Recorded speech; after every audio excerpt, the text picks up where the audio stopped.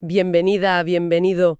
Hoy nos vamos a sumergir en un universo muy particular, uno donde la ingeniería de precisión se convierte casi en arquitectura emocional.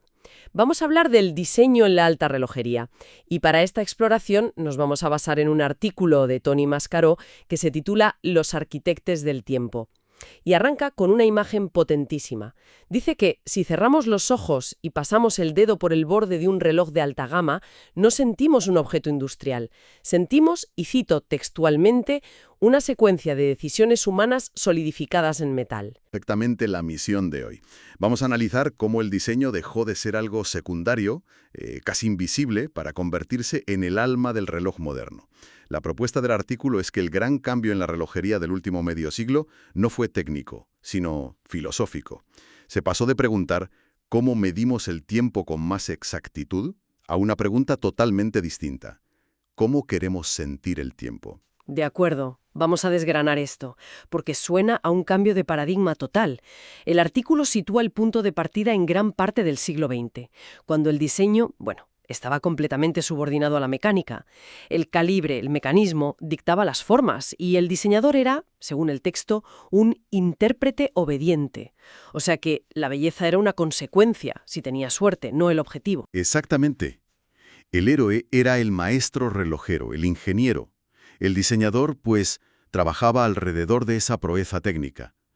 Pero todo ese castillo de naipes se vino abajo en los años 70, con la llamada crisis del cuarzo. Claro, la llegada masiva de los relojes japoneses a batería. De repente ofrecían una precisión y una fiabilidad Imbatibles. imbatibles, y por una fracción del precio. Y no solo eso. Eran más robustos, no necesitaban mantenimiento constante. Vamos, que desde un punto de vista puramente funcional eran superiores. La relojería mecánica suiza, como dice el artículo, se encontró de repente desnuda. Su principal argumento de venta, la precisión, había sido demolido. O sea que al perder su ventaja más objetiva, la funcional, no le quedó más remedio que redoblar la apuesta por lo subjetivo. La emoción, el arte, la historia, tuvo que justificarse de otra manera. Justo ahí está la clave. El reloj mecánico dejó de ser una herramienta para reivindicarse como un objeto cultural, como un símbolo, una herencia portátil. Y para lograr eso, el diseño ya no podía ser un subproducto técnico, tenía que convertirse en el núcleo del valor, en la razón de ser del objeto. Es el nacimiento del diseño de autor en relojería. Pero ojo, no como un capricho estético, nace como una absoluta necesidad existencial para sobrevivir. Entonces, mientras la relojería suiza estaba en plena crisis de identidad, buscando un alma para justificarse frente al cuarzo, ¿qué pasaba en Japón?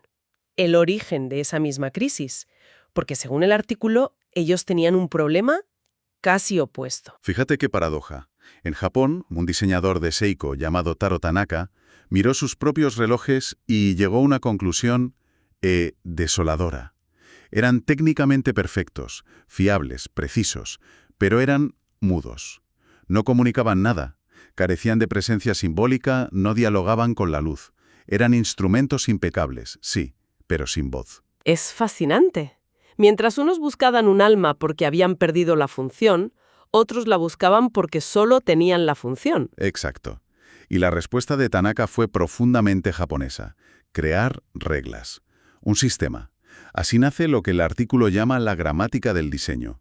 Y su objetivo no era simplemente embellecer, era disciplinar la forma para que el reloj ocupara un espacio visual y tuviera por fin una voz propia. ¿Qué tipo de reglas? Porque gramática y disciplina suenan increíblemente restrictivo, casi contraintuitivo para un proceso que asociamos con la creatividad, con la libertad.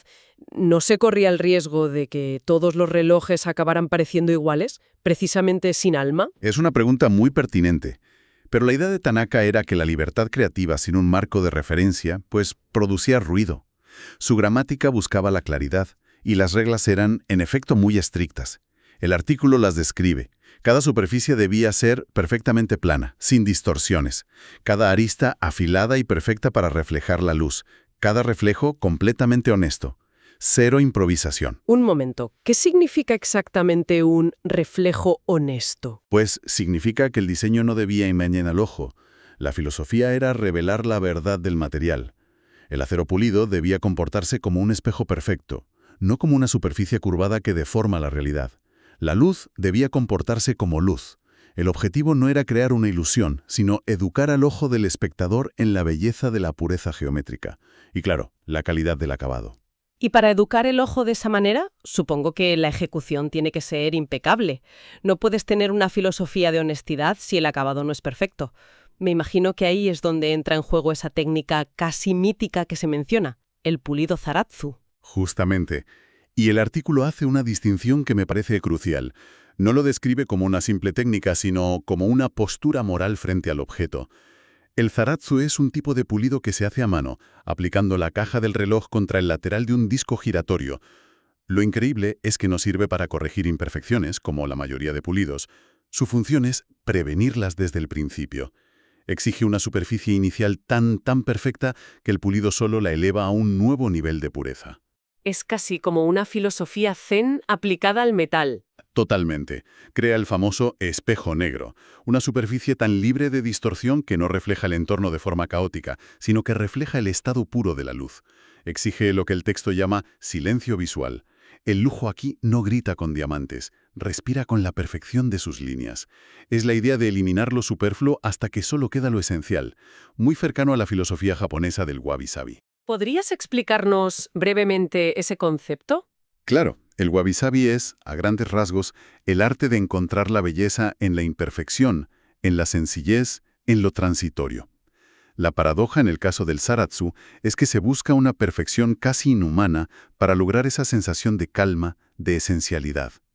El valor no está en lo que se añade, sino en lo que se es capaz de quitar sin perder la esencia. Fascinante.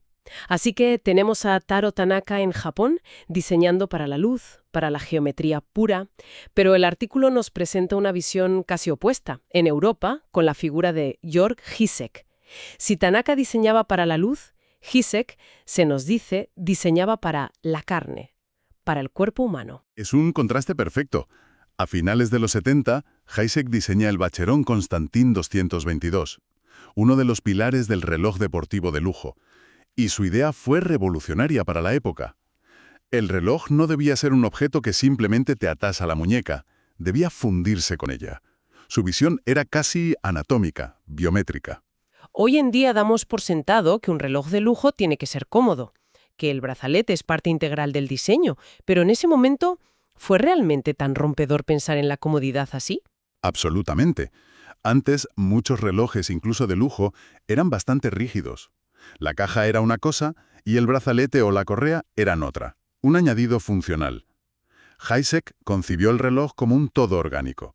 Cada ángulo de la caja, cada eslabón del brazalete estaba pensado para acompañar el movimiento natural del brazo, para distribuir el peso de forma equilibrada.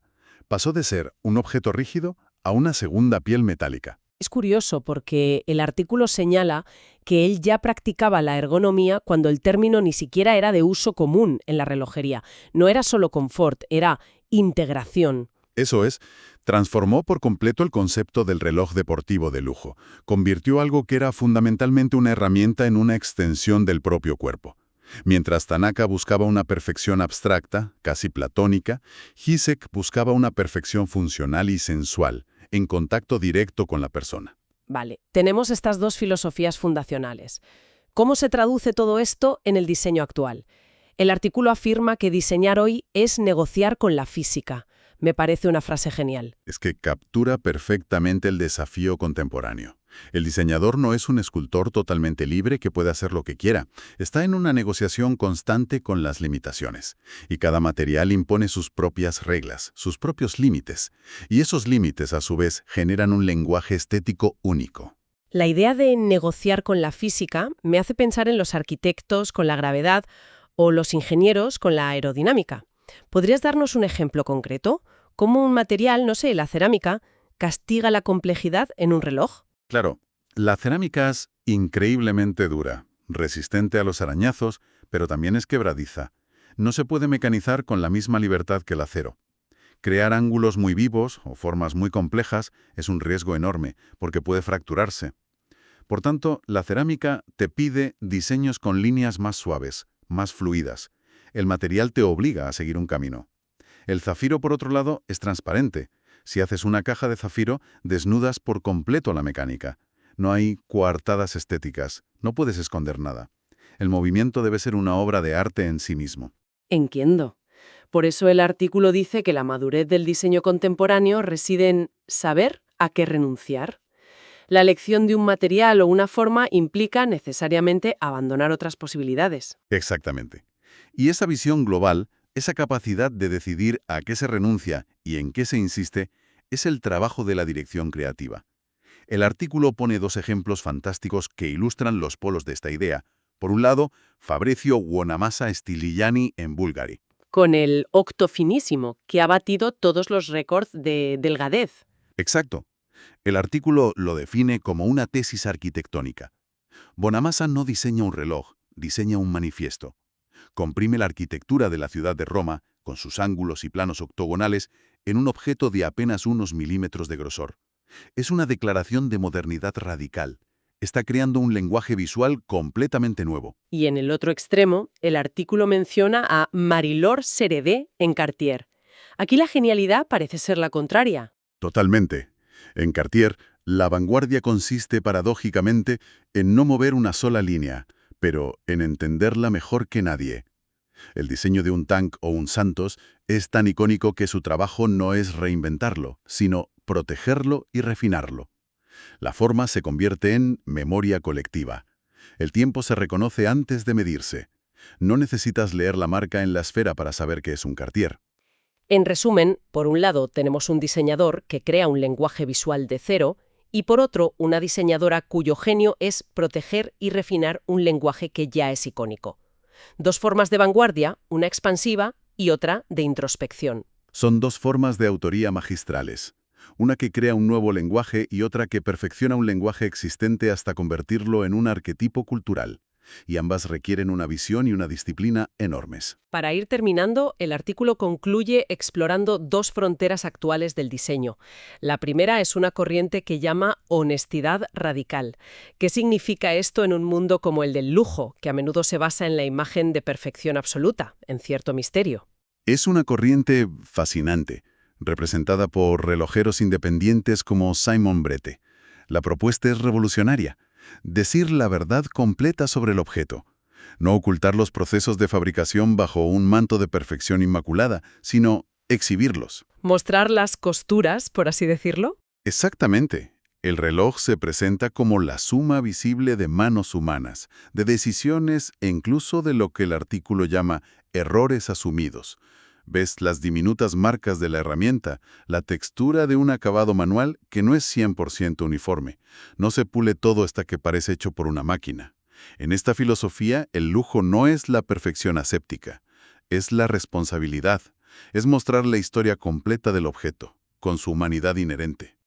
Y la segunda frontera que se plantea es la inevitable pregunta sobre la inteligencia artificial. Con todo lo que estamos viendo, ¿puede una IA sustituir al diseñador humano? El texto ofrece una perspectiva muy interesante sobre esto. Argumenta que la IA es una herramienta increíblemente poderosa para optimizar. Puede calcular tensiones, reducir micras, proponer miles de variaciones sobre un diseño que ya existe. Trabaja con la memoria, con la inmensa base de datos de todo lo que ya se ha hecho. Puede combinar de formas novedosas todo el conocimiento previo. Sí, y aquí voy a usar una analogía que se inspira en la crítica. Es como la diferencia entre un chef que tiene el libro de recetas más grande del mundo y uno que inventa un plato nuevo. La IA puede coger todos los ingredientes y recetas que existen y combinarlos de formas increíblemente eficientes, sorprendentes. Pero el diseñador humano es el que de repente dice, ¿y si cocinamos con este ingrediente que nadie ha usado antes? ¿Y si aplicamos una técnica de otra disciplina? El diseñador humano, argumenta el artículo, trabaja con la ausencia, con la intuición de lo que todavía no existe. Y mientras exista esa distancia, esa capacidad de imaginar un vacío y llenarlo con una idea, el alma del diseño seguirá siendo artesanal. En definitiva, lo que hemos explorado hoy es cómo un reloj de alta relojería ha llegado a ser mucho más que un instrumento. Es una postura frente al tiempo. En una era de obsolescencia programada y de pantallas efímeras, persiste como un objeto deliberadamente lento, tangible y sobre todo profundamente humano. El artículo concluye con una frase que creo que lo resume todo a la perfección. El diseño no mide el tiempo, define cómo queremos sentirlo. Cada reloj es, en esencia, una declaración silenciosa sobre cómo elegimos vivir las horas que nos quedan. Una elección entre la pureza geométrica de Tanaka, la fusión orgánica de Hisek o la modernidad arquitectónica de Buenamasa. Y eso nos deja con una última reflexión para llevarnos. Si el diseño de un objeto tan pequeño puede definir cómo sentimos algo tan abstracto y universal como el tiempo, ¿qué otros objetos en nuestro día a día están moldeando silenciosamente nuestras percepciones y emociones? ¿Dónde más están trabajando estos arquitectos invisibles en nuestras vidas?